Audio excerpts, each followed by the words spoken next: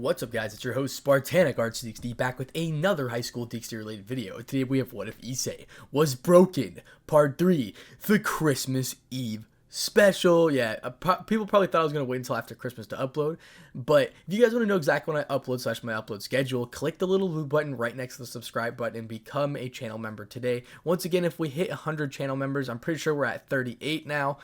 Two more people, I think about four more people or 5 more people joined. If we hit 100 channel members, we'll come out with a big old special movie. So it'd be really appreciative if you could go ahead and not only hit the like button, but become a channel member today. That'd be absolutely amazing. Let's try to hit 400 to 500 likes again. That would be awesome.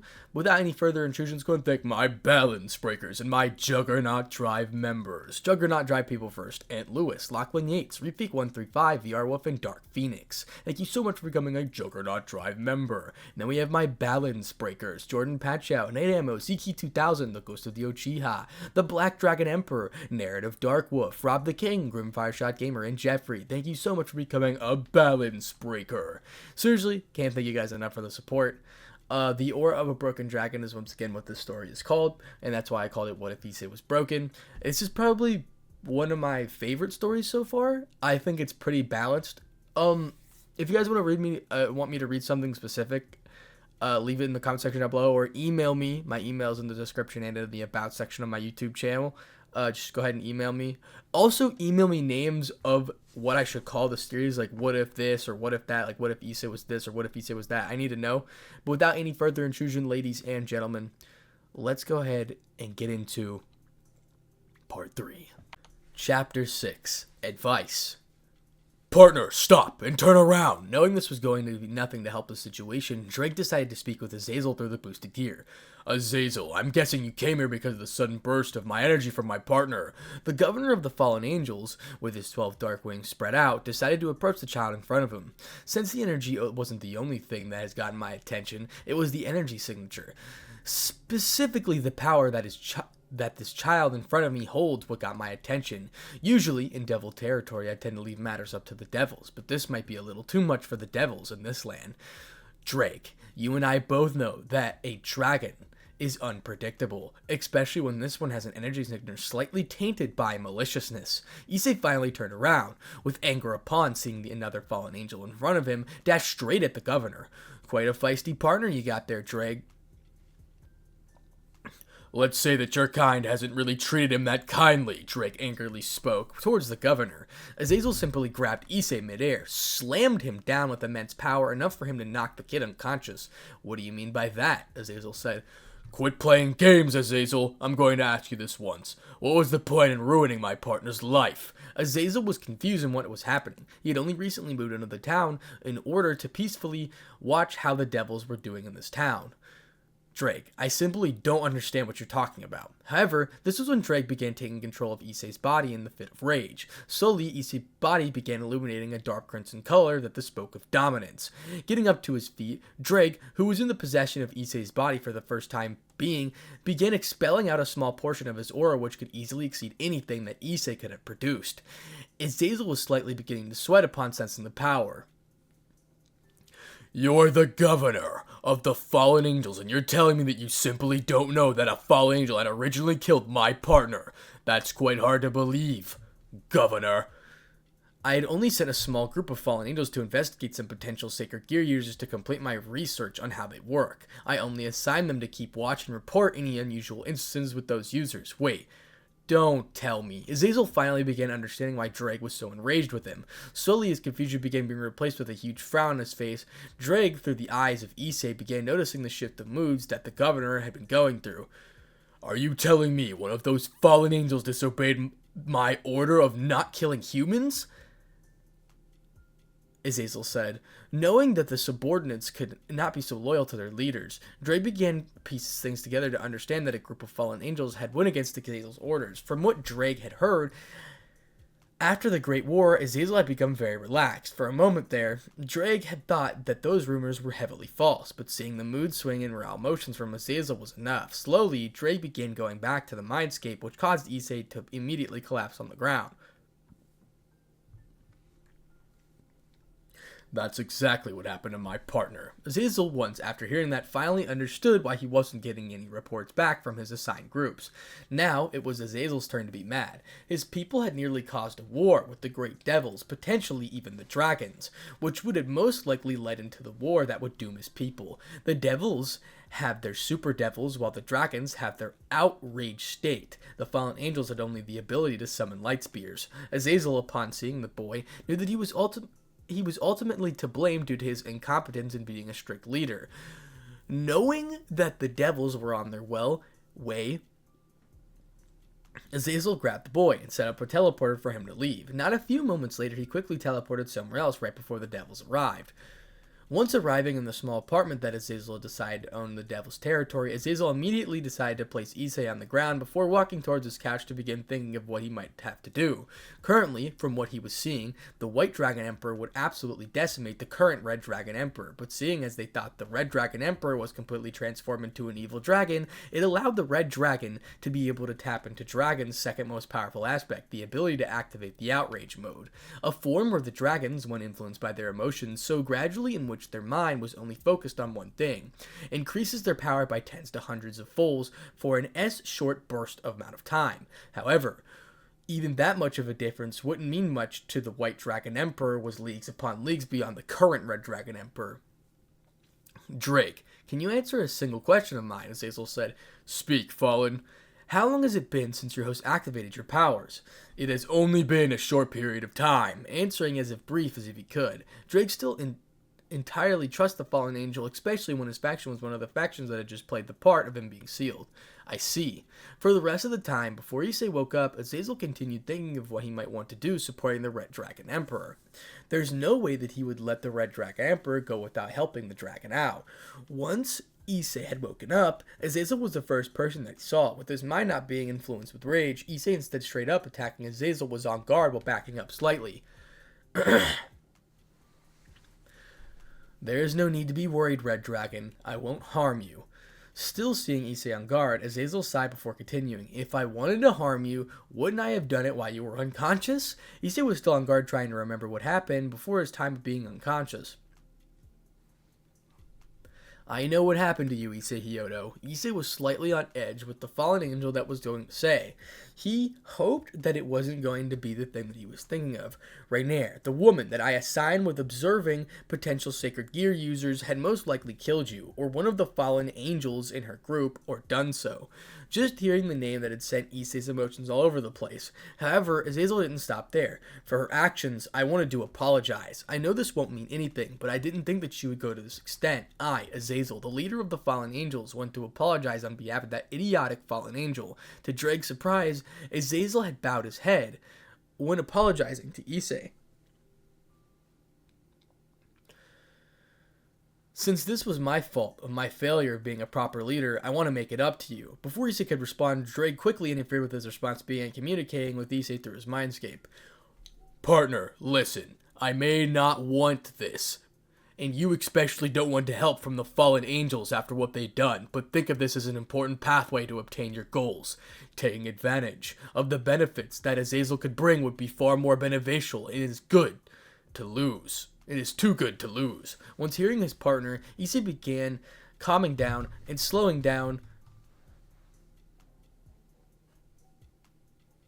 and slowly began putting down his guard. From what he was hearing, the leader of the fallen angels was in front of him, and he was offering to help to make up his failure as a leader. Seeing that Issei was patiently waiting for his response, Azazel sighed in relief that he wouldn't have to fight the Red Dragon Emperor, especially when he saw Drake, one of the top beings in the supernatural world, beginning to possess his partner just to protect his partner from himself. Drake, if you don't mind me asking, does your partner have any other power besides the boosted gear? Just want to know to potentially help the little fellow out. I knew you were going to do this. My partner is a complete dragon, which means that he has the potential of two aspects that make dragons some of the deadliest creatures in the supernatural world. However, my partner had the capabilities of both aspects. That alone. Once Azazel had possessed the information told to him, that caused the governor of Fallen Angels to widen his eyes in shock, opening his mouth in disbelief before finally responding. Don't tell me this kid unlocked his aura. Drake said. The tone of which Drake spoke was enough for Azazel to know that the dragon in front of him had already unlocked his aura. This had not only brought Azazel to respect Issei even more, but it had caused him to show even more sympathy towards the boy. Azazel, being as wise as old as he is, knows of the two ways of dragon obtaining their dragonic aura. One being through many years of training, and the other through a traumatic event. It wasn't that hard for Azazel to guess what it was. Boy, listen to what I am about to tell you. You're a complete game changer in the balance in the supernatural. Not only are you the Red Dragon Emperor, which gives you the power to fight against gods themselves, but you also have the power of a true dragon, which gives you raw benefits in all physical capabilities as well as your outrage mode. Issei began questioning his mind about this outrage mode before Azazel, seeing the confused expression on Issei's face, kind of guessed it was about the outrage mode. The outrage mode allows for the dragons to use their emotions to give them an insane power boost. I'm guessing it occurred when you unleashed your emotions when you were at the abandoned church. So basically it's a power-up, Issei said. Indeed. I suggest you begin controlling your emotions to where you can, with much ease. Unleash the outrage form. This will bring you much more power than most of whatever the boosted gear can give you. Once hearing this, Issei was even more shocked in knowing that he had even more power in him than before. Another thing that you can do, as well, would be to train immensely. Dragons have a tendency of being training maniacs and battle maniacs, so I wouldn't be surprised if you were to become one. Issei continued listening to whatever the fallen angel in front of him was saying. He had already felt some of those symptoms of changing into a full-blown dragon, especially during his last week of training with Drake to gain a better footing in the supernatural world. Azazel, finally getting to the point where he wanted to be the most, began preparing a teleportation circle. One thing I can do to help you would be you to give of some of the best training equipment that the fallen angels have. Azazel quickly finished the teleportation circle, which, once finished, blinded the entire room. What appeared after the building lights had faded were some small blue wristbands. Those wristbands may look simple. These wristbands may look simple, Azazel said. Once the wristbands had been thrown to Issei, they quickly began falling once Azazel applied some magic to them. It's quite simple to make the training much harder for supernatural beings. Landing straight in front of Issei, the wristbands quickly began crushing the ground below. Issei grabbed the 4 wristbands and placed them on the limbs. Just apply some magic to them and they will begin working. The more magic, the more efficient they become. Doing just that, Issei began pouring a massive amount of energy into them. In an instant, he toppled over and began sinking straight through the ground. However, Azazel was prepared for such and had a magic barrier to prevent Issei from breaking through the floor into the apartment below. Azazel's.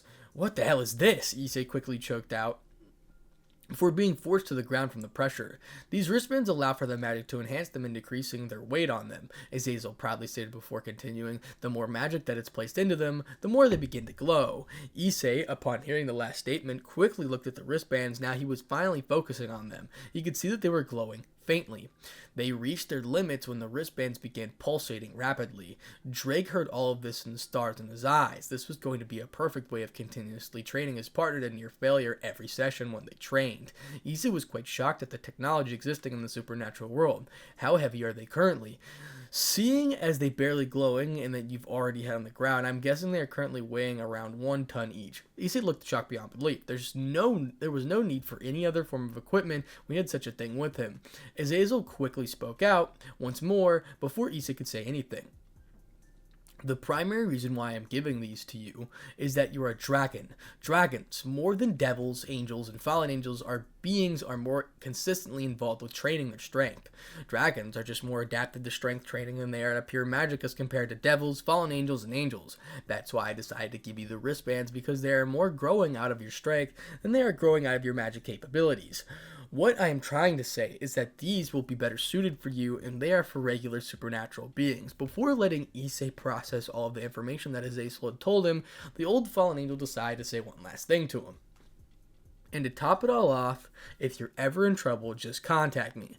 This way I could potentially help you out in the dangerous situations.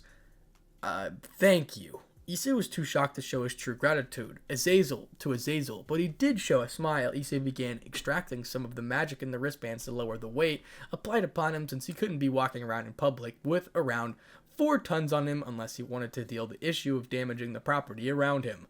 After finally lowering the weight and getting up, Issei began walking away. A conversation between the two finally ended with Issei leaving the apartment. Huh? You were right, Drake. Staying there and listening was the best idea. Drake could only proudly huff in approval to what his partner had said. He obviously knew that he was correct. On his way back home, Issei was left in a deep thought about what he was going to do now, that the fallen angel was on a different level than the others. Just being near the man, Issei was feeling the urge of leaving the premises, and his instincts were screaming at him to run away. This made him think more about growing than ever before, because if he didn't, the two most important things to him would be gone quicker than he could ever expect. Especially when the supernatural beings have no limits to how cruel they want to be. With Azazel, he was just watching through the window after Azazel left, looking straight into the sky. Azazel could only wonder about the events to come. Red Dragon, I wish I was a better leader. I wish I could have stopped that woman. Now with my mistakes, the trauma and damage that has been done can never be recovered. Azazel, through his years of living and through many of his years of gaining wisdom, knew that Issei was going through immense pain. He saw through the facial expression that Issei was bottling up with his emotions. The dead look in Issei's eyes, from what Azazel remembers, had told him everything that he needed to know. Both Dragon Emperors of today's era have both gone through things that they should have never been through. Turning around, Azazel muttered one last thing. I will make this up to you, Red Dragon. Chapter 7. Earlier, when Azazel and Issei had teleported out of the church, Rias and her Paraj had arrived to scope the area. It was here a moment ago, Rias spoke quietly to herself, examining the destruction that was unleashed. The power that I felt was unimaginably powerful. It was easily reaching Satan class, speaking about the moment when Drake had taken over Issei's unconscious body. Issei's power had reached the levels of that of someone like Rias, who was only high class. Would have been trouble grasping the magnitude of energy being released. Akeno, did we ever check this area when searching for fallen angels? Akeno, who was right beside her king, shook her head before speaking with sorrowness when seeing the dead body of a human victim. We checked the upper premise of the brief search, but we never knew that there was a lower hidden level to this church. They must have created this recently to help themselves from hiding from us. Now with that, 2 humans had been victims, one of them unfortunately not with this plane of existence anymore, Rhea spoke before getting enraged. If only I were able to have been quicker and smarter about the things that could have been hidden. They were right under our noses, yet we were blinded with our hatred to the church. Rias could only sigh before teleporting away from the church. The mission that she was out to complete had been a failure. The fallen angels had escaped her grasp. Now, time skip. What will you do now? Training. Nothing but training. Drake, upon hearing that, knowing that this was most likely won't be as efficient as before since Issei would be going to school now, began asking some questions by what his partner truly meant by that. How will you train? You have to go to school. Devils to worry about and fallen angels to watch out for. It's quite obvious. I'll be ditching school and leaving on my own for a while. Once saying that, Drake was quite surprised and immediately replied, Aren't you being a little carefree about your parents?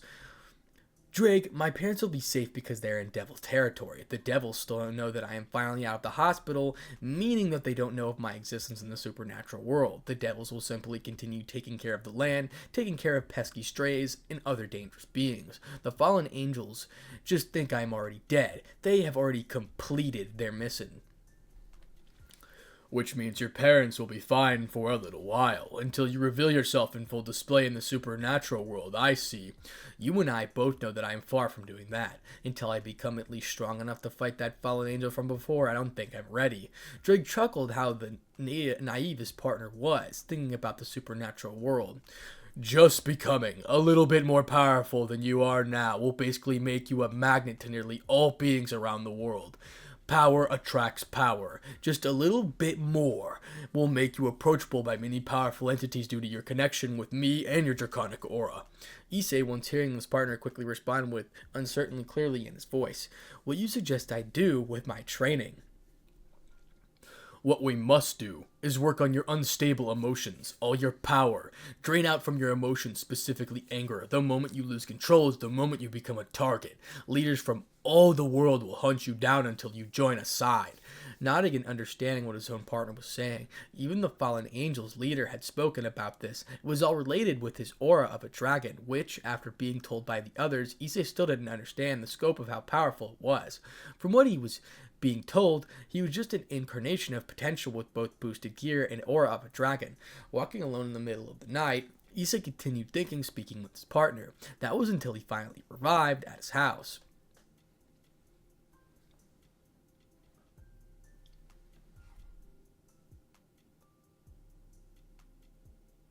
Opening his door, he knew what he was going to get an earful from his parents about the idea that he suggested, but he wanted to make sure that they would be safe. Having him out of the area would remove them from being a target from the devils, which would indirectly keep them safe from the fallen angels. Issei hoped that they did.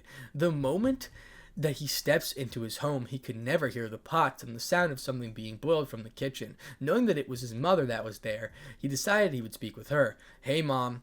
His mother turned around with a smile on her face. "Issei, you're just in time for dinner. I wanted to tell you something." Seeing the serious expression and the way he was speaking, Mickey quickly dropped her carefree demeanor and quickly adopted her own serious expression. "What is it?" "I wanted to say that I will be going on a little break for a little while.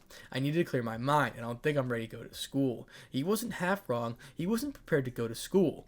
He knew that Sona and Rias were some of the smartest students in the school, and with their supernatural world connection, they would immediately think of him as a threat from surviving an encounter from a fallen angel that he dated. The vermin of a woman. Issei, "But I need this. I can't but be afraid of them." "Of whom?" "Them." Miki began contemplating what her son meant. Issei wasn't lying again. He was slightly afraid of women now. His entire dream was shifted thanks to a woman and destroyed thanks to a woman. Miki, seeing the hurtful expression that her son was making, finally connected the dots. Issei was going to a school made of nearly all women, and they all hated him while he was now afraid of them. "Then take as long as you like, my boy." His father walked into the room. "School is only temporary and overrated. Your health is underrated and will be, to us, eternal." "Goro, are you sure this is a good idea? He's still too young. He's still our little boy. He's eventually going to set foot out into the world alone, Miki. This is going to be his first time doing so. Plus, he needs a break from school, especially with how he treated and his reputation in school. I believe in our son, and I'll support him to the ends of time." Miki was on edge, but a few more persuasive words from her husband was all that was needed to convince her. However, she had a few demands of her own. "First, you will make sure to call us once a day, bare minimum. Secondly, you will promise me that you will eat healthy and stay happy. Finally, make sure to come back to home soon. I already am going to miss you. Seeing while entering the house. Just be happy." Issei was mentally screaming with the excitement, knowing that his plan was working, while Drake, being the ancient dragon he was, began doing tricks in the sky with his wings. Hugging his parents, he smiled knowingly that everything was going to work out. Time skip. As the sun sets behind the hills and the sky is painted with the hues of orange and pink, the town begins to quiet down. Streetlights flicker on, casting a warm glow on the empty streets. The only sounds that can be heard are the chirping of the crickets and the occasional car driving by. Most of the residents are tucked away in their cozy homes, catching up upon sleep for the busy day ahead. The only signs of life are the occasional porch light left onto the late night reader, or the dim glow of a television flickering through a window. Issei, a young man with magical wristbands, stood in one of the windows. The wristbands, which he had amplified to their maximum power, allowed him to move and fight with the strength and speed of a normal human. However, the intense pressure of the training that was causing tension in his body. Despite this, Issei was determined to push through the pain, as his mentor Drake had told him what type of training was necessary in order for his body to adapt and become stronger. Issei was not just an ordinary person. He was a dragon, emerging into a world filled with cruelty and injustice.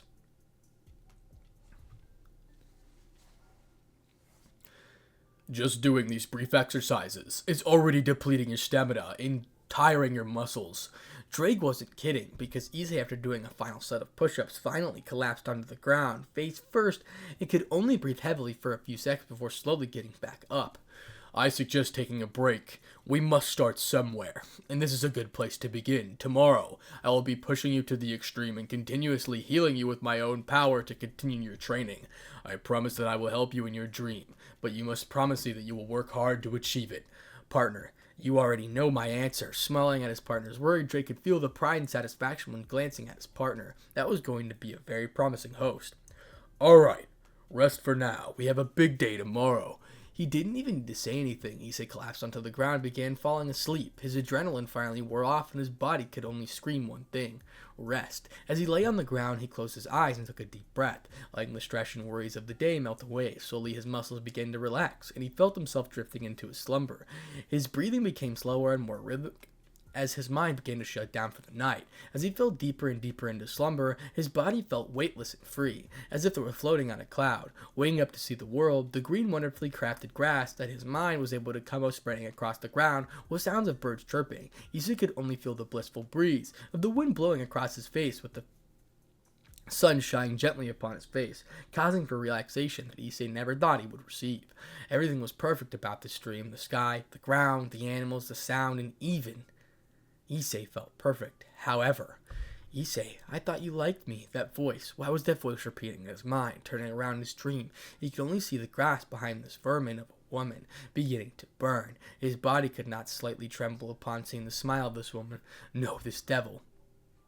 Issei, there's no need to be scared. I'm not here to hurt you. I'm here to painlessly end you. She quickly began shifting the same woman that he feared. This woman had destroyed him. Everything you ever wanted, it was all for nothing. You thought that I would have loved you. To think that the humans were this gullible. You are nothing but a disgusting piece of trash in front of me. Never forget that. Each one of her words that pierced Issei's heart. The many millions of pieces that Issei's heart began hurting altogether, with Issei finally releasing the tears. Why was she doing this? Why was she here? Right. When he felt like he was getting a handle on things, she just had to appear. Why were women so cruel? Why did they have to hurt him this way? He wanted to treat them like queens, but they treated him like he didn't exist, as if they were a toy to him. The fallen angel began forming another light spear, which began causing Issei to breathe heavily. He was beginning to panic. Once the trauma had been made, it takes a long time to suppress, before she could throw it at him. Partner. In an instant, a large foot came slamming down and erased the fallen angel. There's no need to be afraid. Looking up to see a dragon smiling at him, Issei, knowing it was Drake, began feeling more comfort and smiling slightly. Because I am here. With that, Drake had ended Issei's nightmare and used his own magic to cast something to soothe out the pain that Issei was experiencing, to make sure his partner wouldn't get nightmares when sleeping this time. Leaving his partner to little vacation land, Drake could only feel saddened knowing that the Fallen had done will never leave his partner. Be prepared for the supernatural world, for my partner and I will cause an uproar amongst you all. We will be our own faction. We will do it all alone, Drake said. Drake spoke earnestly before flying away to do more tricks. He had enough of the supernatural world messing with his partner, whether it be killing a loved one, destroying their pride, or destroying them in a fight. Something in Drake simply snapped when remembering the pain that Issei had went through when being murdered. The absolute helplessness that his partner felt, the expression on his face, and the cruelty in the fallen angel. Drake, now that he knew that he didn't need anyone's help, they only needed each other to survive. Partner to partner, brother to brother, comrade to comrade. They were going to take the world by storm. And that's the end of Chapter 7. Chapter 8. Issei woke up from his dream, his body covered in sweat and his heart pounding in his chest. The nightmare had been shaken him to the core, bringing back painful memories and fears that he buried deep within. He took a moment to collect himself, focusing on his breathing and trying to calm his racing thoughts.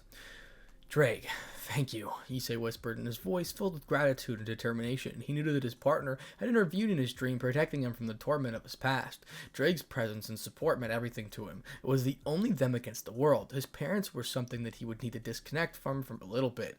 With renewed determination, Issei stood up and looked out the window, gazing on the world outside. The sun was rising, casting a warm glow on the horizon. It was a new day, a fresh start. Issei knew that he wouldn't let his fears and past experiences hold him back.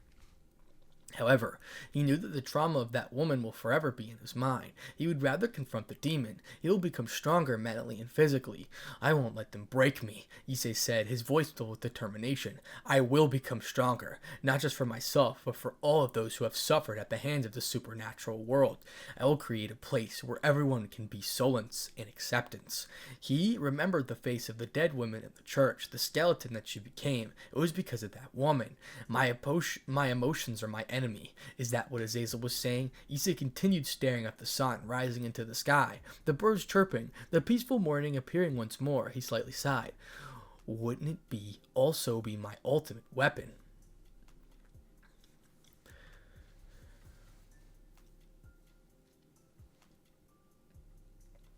Issei, try and leave us as early as you can. The training I will make you go through will be basic, brutal, and boring all at the same time. Nothing will be entering, but this is the way of the dragon. With those magical wristbands, we should be able to speed through the trading much faster. Not only that, but the faster you move out of this area, the quicker and less suspicious the others in the area become at your presence. Drake was speaking about all the evolutions that Issei would go through. Issei was the definition of a nuclear bomb, ticking off seconds and unstoppable for the most when he goes berserk. It was bound to happen where Rias and the other devils would become of his very presence and barge into his household to deal with them. Alright, I think I have everything I need. I'll just grab a few fruits and vegetables to snack off for the journey. Don't worry about that. During this time, I will make sure to teach you how to hunt like a proper dragon. Suddenly, Issei didn't feel joy in going on the adventure with his partner anymore. Oh, come on. It won't be that bad. I would love for a new dragon to learn the ways of us ancient ones. Whatever you say, Clifford, Issei casually, while getting ready for his new day. This was the beginning of a long process. Issei wasn't prepared for the mental pain and the exhaustion that he would suffer from the training that Drake would put him through. However, on the other side of the spectrum, I don't care whatever reason you had Rainier could only watch as her world became crashing. She had gotten everything that she wanted, ending the potential threat, dealing with her thirst for power, killing off a potential threat. Everything was looking amazing for her. She became more powerful and getting the power of the sacred gear, and she was being told off by the person she admired the most. You killed innocent humans. You killed people that didn't deserve deaths. Youngsters that would never be able to experience the joy of life. Youngsters that will never be able to see their families again. You are not a fallen angel. No, you have become a demon that even the original Lucifer would look and disgust at. You're a true demon. What? No. What did she do wrong? Where did she go wrong with her plan? Why isn't Azazel happy? She did all this for him, to be recognized by him. Yet he was yelling at her. But Azazel, I did this all for the good of the faction. Good for the faction. If I wanted to deal with these so-called threats, wouldn't I have been more serious about dealing with them? Another thing, have I ever killed innocent humans for good of our faction myself? Have I ever given orders of such since the Great War? Rainier stayed silent. I asked you a question. I demand an answer now. No, sir. I hate to do this. However, I won't be one to end your miserable lives. No, there is someone who will bring pure fear into you. Someone that will bring pure fear into the Great War into you. What you did, stepping on a dragon's tail, might have caused chaos in the supernatural world. Rainier couldn't handle this anymore. She ended the communication circle that she created and started to cry. What did I do wrong? To be the most powerful, we must eliminate the competition. The world runs by the survival of the fittest. Rainier began thinking, her mind racing. All of her achievements were going to be reduced to dust. She knew that she would have not be welcomed back into the Gregora anymore. She would have be killed by the higher-ups.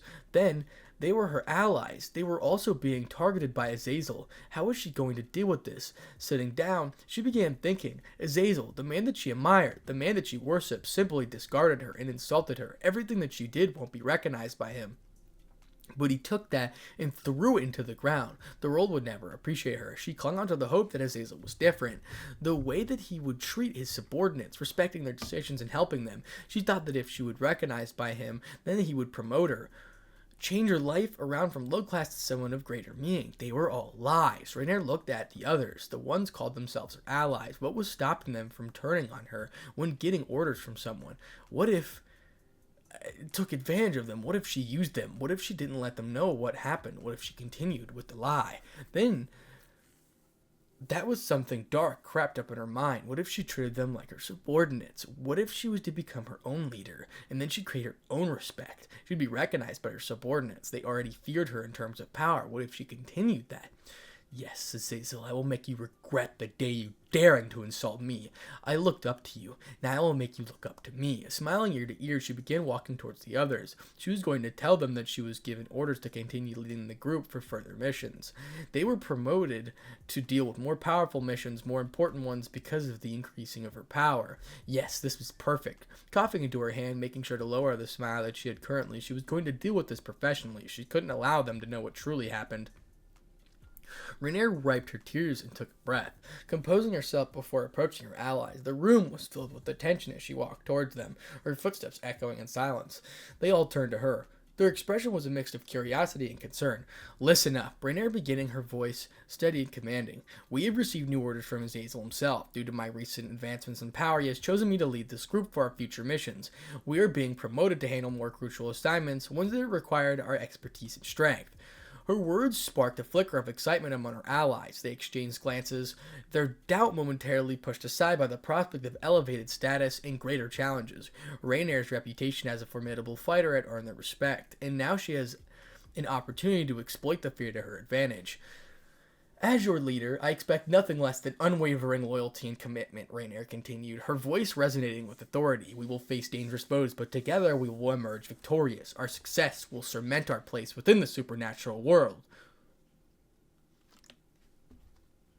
Raynair carefully admitted the truth of Azazel's disappointment in her actions. She knew revealing his astonishment would shatter many remnants of her trust in her allies held for her. Instead, she played the role of a confident leader, someone who had been entrusted with an important responsibility. You have all proven your worth, but now is the time to prove it even further, Raynair declared, locking eyes with each member of her group. We will excel in our missions, surpassing any expectations, and when the time comes, Azazel will have no choice but to acknowledge our accomplishments. Her allies nodded, their expressions transforming their uncertainty to determination. They were hungry for recognition, for power, just like Raynair had been. She had been blinded by devotion to Azazel, but now she saw an opportunity to forge her own path. From that moment on, Raynair began strategizing, formulating plans that would solidify her authority and ensure her allies' loyalty. She became more calculating, displaying a newfound ruthlessness in her decision-making. The dark thought that had crept into her mind earlier took hold, whispering promises out of control and respect.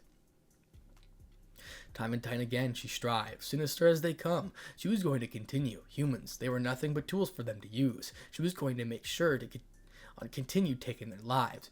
Weeks passed. Issei could be seen in the middle of the crater that he created. Looking down at his fist, he growled in frustration. Nothing but failure was what he saw from his accomplishments. His emotions were too large. The longer he continued training, the more scenarios of him failing his parents come into his mind. The longer he went on, the more thoughts of his parents dying came into his mind. His emotional stability worsened the longer he continued training. Again! He screamed, expanding his aura outwards, destroying the entire ground, melting the ground straight into the gas phase. He concentrated. Happier thoughts were what he aimed for. Slowly he began converting the aura into his body, trying to make a sheet on top of his body. Protection and weapon. However, just a single thought of negativity brought him to the train of negativity. Once more, a huge expression occurred, destroying the entire proximity. Another failure. Partner, do you really consider this a failure? I can't control the damage of the blast. Why do you want to control the damage? Aren't you fighting against the world alone? Why think of others when you should only think of yourself? What about my parents? Innocent people. Stop this hero talk, partner. Your parents are safe now. Leave them be for now. Innocent people? Weren't you innocent before being killed? Let me tell you something, partner. The world doesn't give any damns of you being heroic or not. They could give less of a shit about it. In truth, the people of this world only care for three things. Me, myself, and I.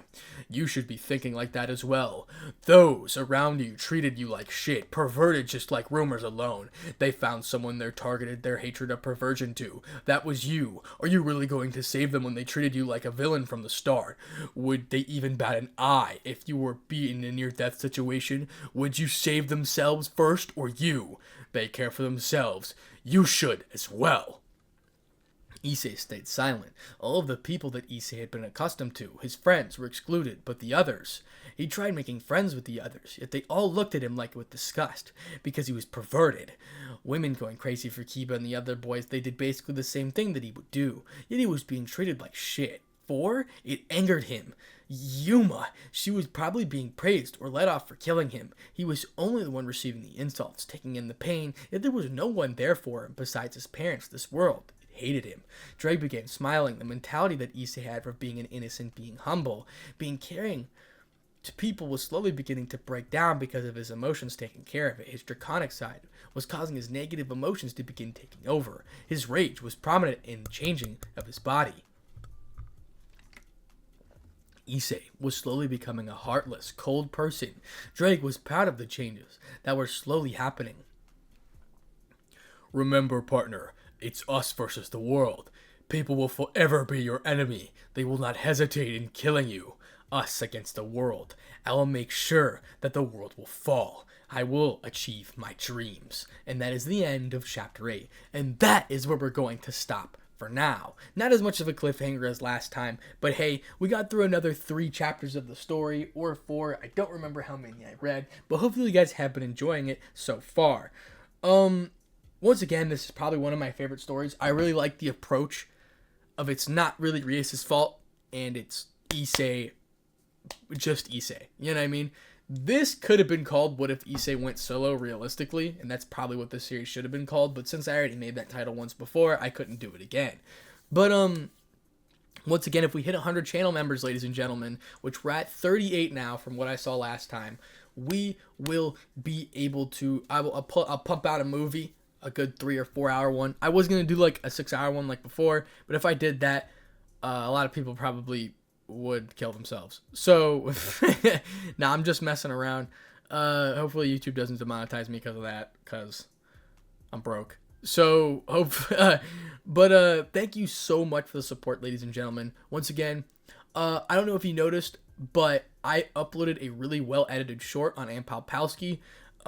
It was Ultra Ego Vegeta versus Orange Piccolo. I'd love for you guys to check it out, because I might do that type of stuff with High School DxD content as well. I'm learning how to edit. I bought Premiere Pro, and it costed a lot of money, and your boy doesn't have a lot, so that's why every one of your channel memberships and Patreon memberships are duly noted and extremely appreciated. But thank you so much for the support, ladies and gentlemen. I can't thank you enough. Hopefully we can hit 300 to 400 likes. And once again, thank you for all the support. I know I've said thank you like 5 times, but I really wouldn't be here without you guys to this day. I thank you to the people and everyone who's been supporting me since the beginning, and both my channels. Shoot, man. It's been one hell of a journey.